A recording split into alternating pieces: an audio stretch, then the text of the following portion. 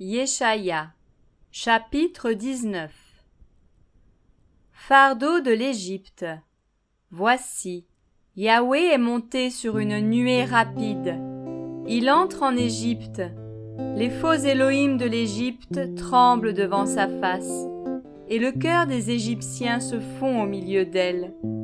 Et j'armerai l'Égyptien contre l'Égyptien, et chacun fera la guerre contre son frère, et chacun contre son ami, ville contre ville, et royaume contre royaume. L'esprit de l'Égypte disparaîtra du milieu d'elle, et j'engloutirai son conseil.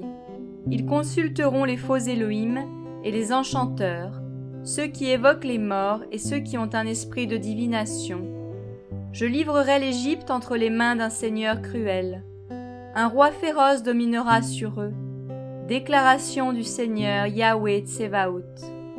Les eaux de la mer tariront, le fleuve séchera et tarira. Les rivières deviendront puantes, les fleuves d'Égypte baisseront et se dessécheront, les roseaux et les joncs se flétriront. Ce sera la nudité le long du fleuve, à l'embouchure du fleuve. Tout ce qui aura été semé près du fleuve se desséchera, sera emporté, il n'y aura plus rien. Et les pêcheurs gémiront. Tous ceux qui jettent l'hameçon dans le fleuve mèneront deuil, et ceux qui étendent des filets de pêche sur les eaux languiront. Ceux qui travaillent le lin peigné et ceux qui tissent des étoffes blanches seront confus. Les fondements de la terre seront écrasés, et tous les travailleurs salariés auront l'âme triste comme de l'eau stagnante. En effet, les chefs de Tsoan ne sont que des fous. Les sages d'entre les conseillers de Pharaon forment un conseil stupide. Comment osez-vous dire à Pharaon : je suis fils des sages, fils des anciens rois. Où sont-ils maintenant ? Où sont tes sages ? Qu'ils t'annoncent, s'il te plaît, s'ils le savent, ce que Yahweh Tsevaout a conseillé contre l'Égypte. Les chefs de Tsoan sont devenus insensés. Les chefs de Noph se sont trompés. Les chefs des tribus ont fait errer l'Égypte.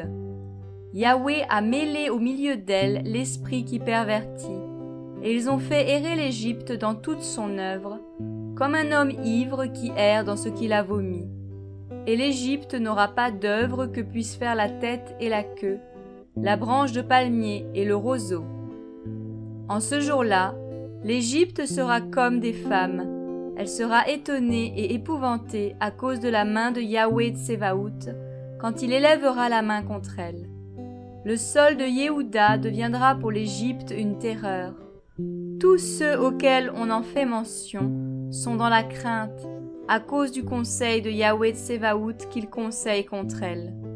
En ce jour-là, il y aura 5 villes en terre d'Égypte qui parleront la langue de Canaan et qui jureront par Yahweh Tsevaout. L'une sera appelée ville de la destruction. En ce jour-là, il y aura un autel pour Yahweh au milieu de la terre d'Égypte et un monument dressé pour Yahweh sur la frontière. Et ce sera un signe et un témoignage pour Yahweh Tsevaout en terre d'Égypte, car ils crieront à Yahweh à cause des oppresseurs. Il leur enverra un sauveur, quelqu'un de grand, et il les délivrera. Yahweh se fera connaître aux Égyptiens, et les Égyptiens connaîtront Yahweh en ce jour-là. Ils le serviront, ils offriront des sacrifices et des offrandes, et ils feront des vœux à Yahweh et les accompliront. Ainsi, Yahweh frappera les Égyptiens. Il les frappera, mais il les guérira, et ils retourneront à Yahweh. Il se laissera implorer par eux, et il les guérira.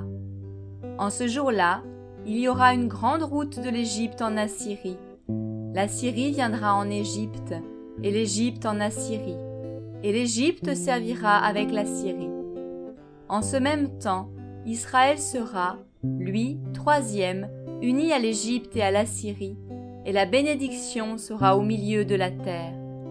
Yahweh Tsevaout les bénira en disant : béni soit l'Égypte mon peuple, et l'Assyrie l'œuvre de mes mains, et l'Assyrie œuvre de mes mains, et Israël mon héritage.